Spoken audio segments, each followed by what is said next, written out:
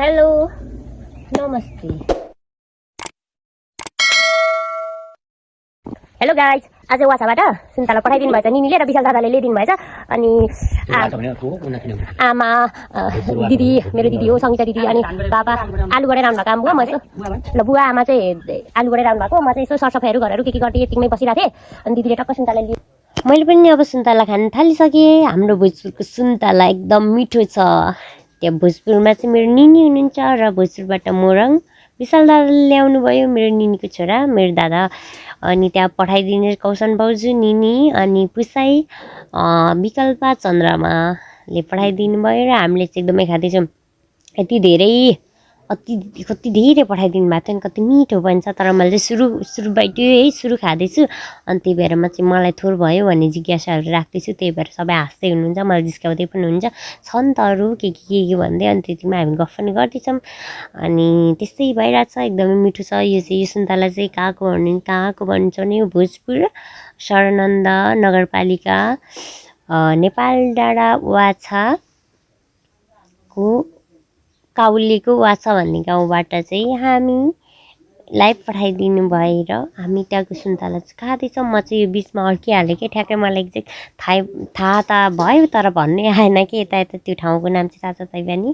र मेरो निनी हुनुहुन्छ त्यहाँ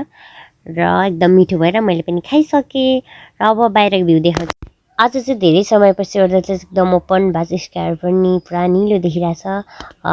अस्तिसम्म 6-7 दिन त लगातार कस्तो भयो भने एकदमै पुरा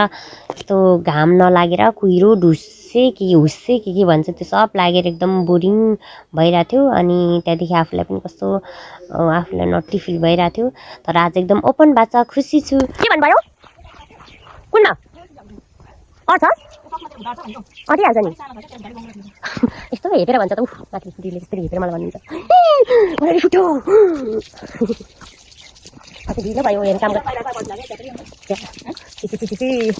के सुन्न पर्यो यो कानले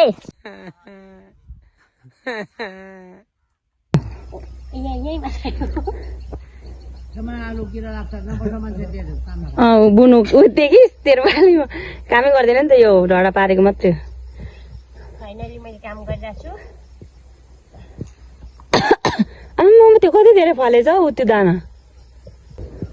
त्यो दाना हो भाइ के नि खानु हुने भए यत्रो के फल्थ्यो होला र